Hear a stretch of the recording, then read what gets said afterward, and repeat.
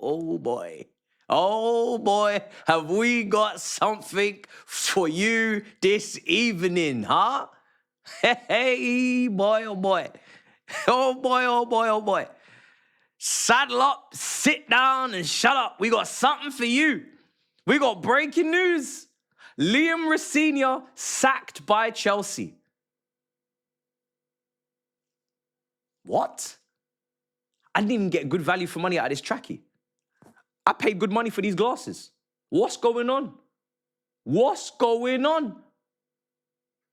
It's insanity of the highest order. This is the worst run football club out there right now. Out there right now. There's nobody that tops us. Nobody that is above us in this ranking. This is the worst run football club on the planet. Bar none. Bar none. Liam Rosenior sacked. This is a manager from within your infrastructure, within your ecosystem. This is someone that is part of the Blue Co multi-club model. So he understands the project. So he understands the pathway and the vision. And you've sacked him 4.5 months into his, 5 or 6 year contract? Aye. Unprecedented. Unprecedented. We've never seen anything like this before. We are about to have the same interim manager we had against Manchester City and Fulham for the second time this season. He is the modern day Gus Hiddink without the UEFA Pro license. This is insanity. I cannot believe my boogly eyes. What in the world are we witnessing? The worst run club in modern day history. On and off the pitch, they could not get more wrong if they tried. It is starting to look like self-sabotage. Embarrassing. Embarrassing. You remember the video I made when he was appointed? I said he's irrelevant. I said he's literally just the face of the ownership. They literally negotiated his contract for him. He was already within their grasp. He was managing Strasbourg. He was already employed. He had no choice, no say in the matter. They literally signed themselves. They signed themselves. It's like taking food off your own plate. It's mad, right? This guy is null and void. NA. He is not fit for the role. We knew that. He's out of his depth. We knew that. He had stability and some sort of strategy at Strasbourg where he could go under the radar and just try and keep developing as a manager and keep increasing his stocks little by little, year by year. But they wanted to fast track him. They wanted to propel him into the unknown, under the microscope, at one of the biggest clubs in the world at Chelsea. And oh my goodness, he failed. Oh my days, he failed. Shock horror. Shock horror. But you know what's even worse? These guys didn't sack him because of results. These guys didn't sack him because Champions League got away from him. Because that would have happened weeks ago. They didn't sack him because they have standards or they have lofty expectations. No. This was not a Roman Abramovich type sacking. This was a sacking because yappa, shut it, Shanice. Your mouth is moving like a rat because he called out his players, because he threw them under the bus. And we know that you are the mouthpiece for the ownership. You are there to articulate and to communicate as they wish, as they say so. The vision, the plan, the project. So as soon as you start to go against it, as soon as you start to lash out, the same way Maresca did, the same way Pochettino did, the same way Graham Potter would have if he had a little bit more testosterone. As soon as you start to lose it, to not compute it, to discombobulate, to explode, that is when you are at your most vulnerable in this head coach role. It's not about the results primarily. It's about how you come across, how you communicate, how you talk. And he talked. Last night against Brighton when we got absolutely blattered, yeah? Not battered, blattered, yeah? We got absolutely bamboozled from pillar to post, and he threw the team under the bus. And Lord have mercy. Look what happened. Look what followed. He is now sacked. He is now sacked. As you know, I've left the football club of Chelsea. I want to thank my players. I think my players have been absolutely exceptional. Really, we only had one bad game, and that was last night against Brighton. If that game didn't happen, I would definitely get to see out my 6-year contract. I want to thank the hierarchy for giving me this job, even though it was way beyond my wildest dreams and way before I should have ever got a job this big. I want to also thank the players that I've aged. I think that when I came into this club, they were young, they were teenagers, and I had to age the men, and now they're fully aged. I want to thank those guys, and I also think that they have way more respect for the football than they did before I entered the football club. I want to thank my staff for standing by me every time I gave them high fives when they didn't want the high fives, but the high fives were really relevant, they were really needed. But even though they didn't want that to happen, they still allowed me to high five them. It would be very easy for them to have blanked me. So big thanks to my staff, and big thank you to the Chelsea fans, because I think that they could have left the stadiums and not come to any of the games, but they kept coming to watch my team play. And they embody everything that I like about modern day football. So I would just want to give everybody my thanks. I want to give a big thanks to Matisse. I think he's done a fantastic job of making sure he resembles me every single day.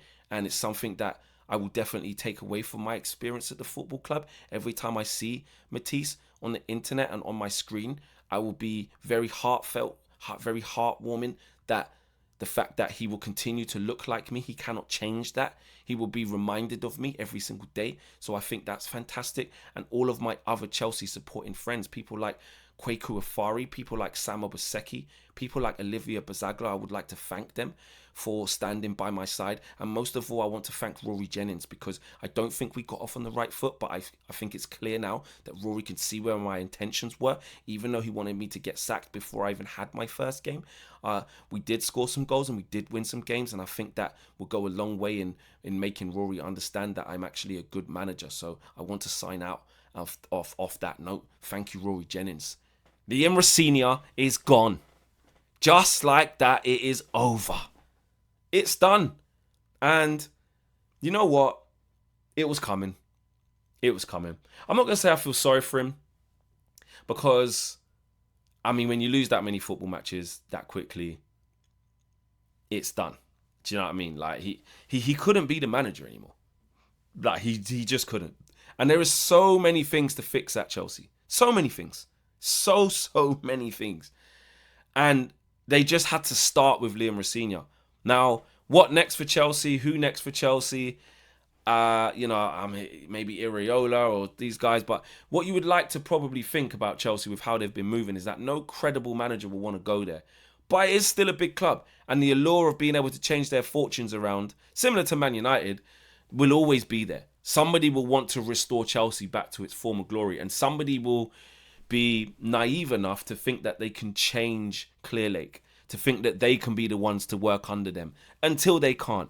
So listen, they've got Callum McFarlane, I think his name is now, to the end of the season. I ain't gonna lie to you, I think they beat Leeds now.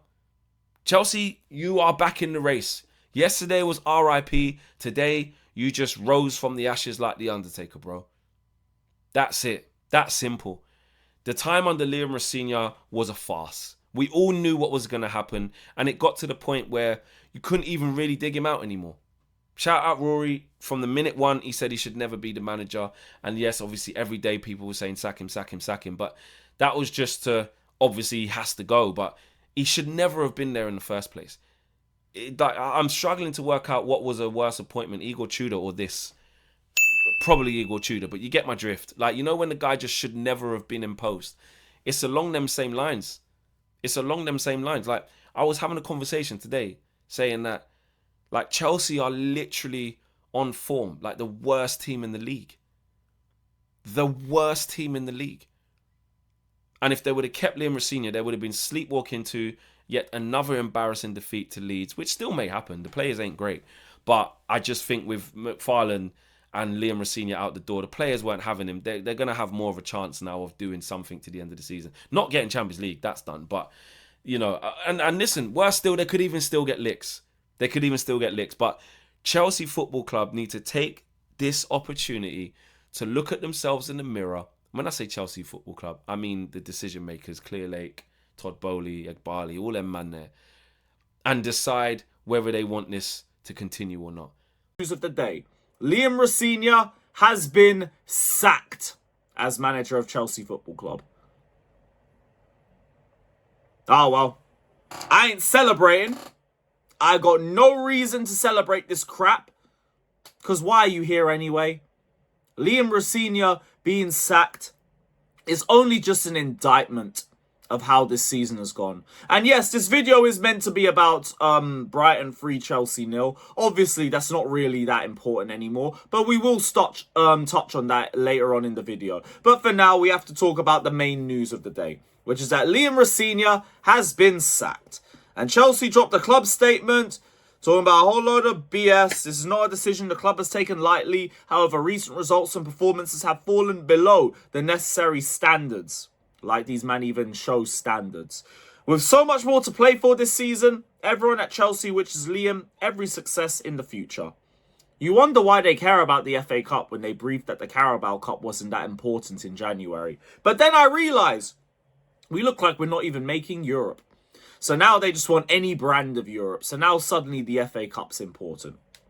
You won't fool me, mate. You won't fool me. Callum McFarlane will take charge for the rest of the season. Wow. Phase 4 Clearlake is Callum McFarlane, who's only an under-21 coach, turned assistant manager for a senior. Now going to Wembley. Now going to Anfield. But at least he got a point at the Etihad, guys. They were telling me that he's better than Maresca because of it. And here's the best part about that club statement, by the way. As the club works to bring stability to the head coach position, we will undertake a process of self-reflection to make the right long-term appointment. Self-reflection. That is a nice, politically correct way of saying, yeah, we fucked up. We fucked up big time this season. We should not have let Enzo Maresca leave like that. We should have backed him instead of putting 40 million into Manchester United's back pocket so we could take one of their worst ever academy graduates in Alejandro Garnacho. Or a man like Alejandrance, because that's all he ever is when he's on a football pitch with us. Here we are. Yet people want me to celebrate. People in my chat were telling me to celebrate. Why are you not celebrating that Rosenior's gone? Why? Why is he even here?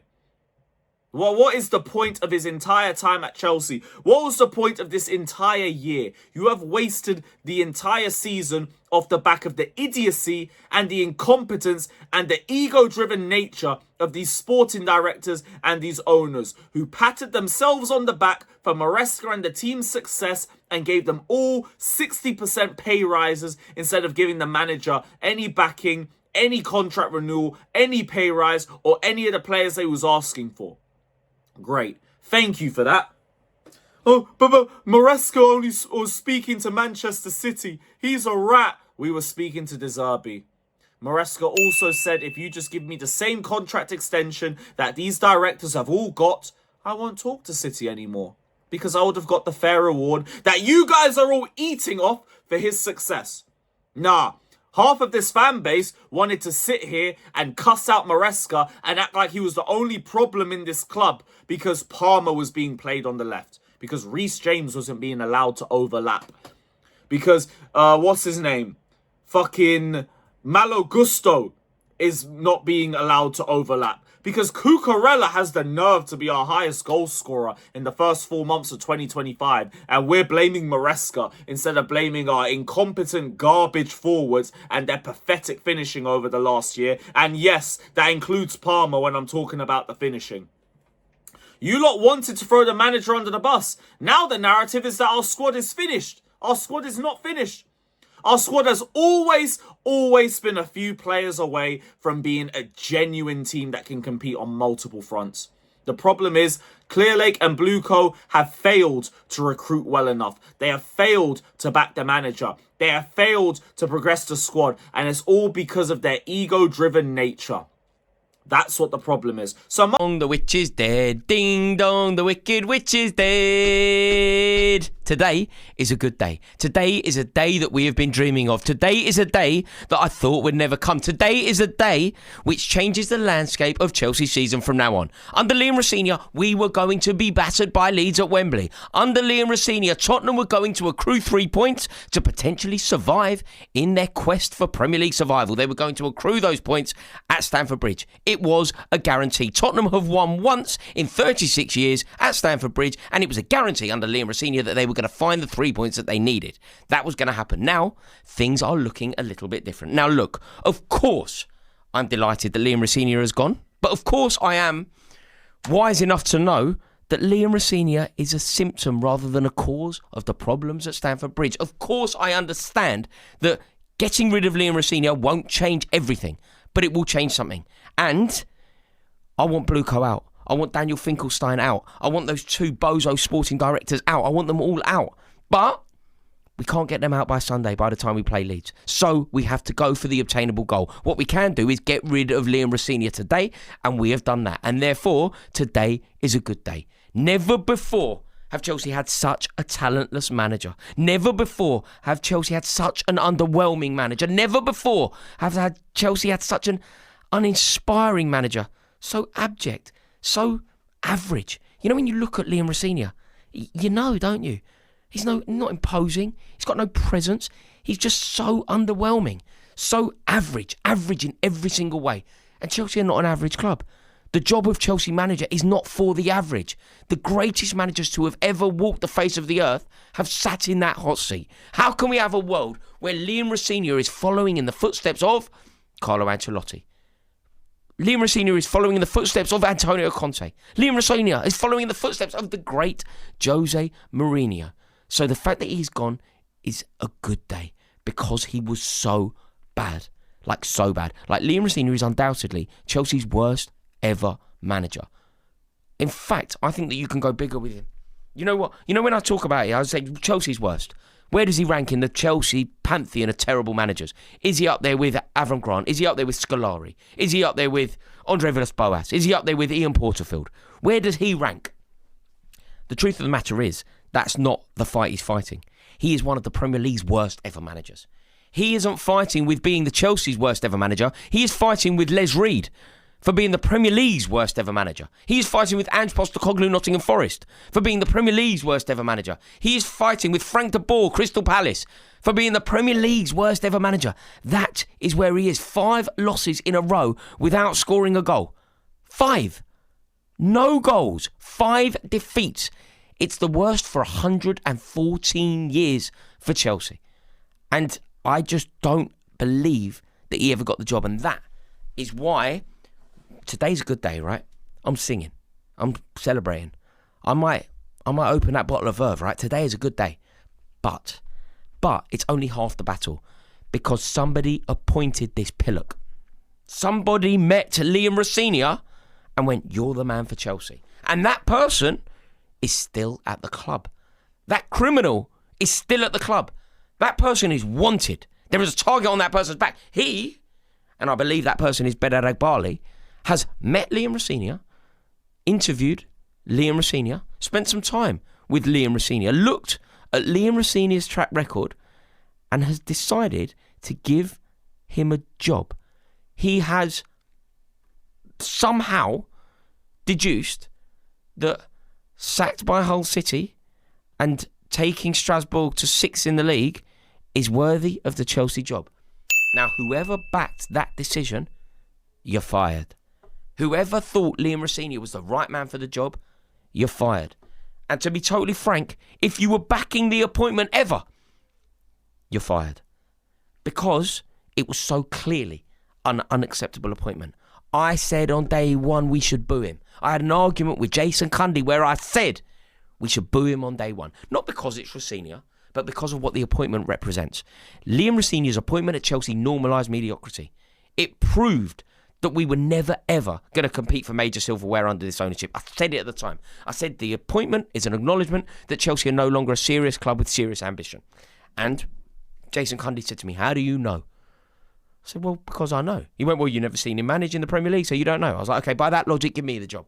You've never seen me manage in the Premier League either, so give me a chance.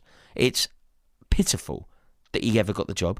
And like I say, someone has met him in his hoodie and his suit jacket and has gone, do you know what?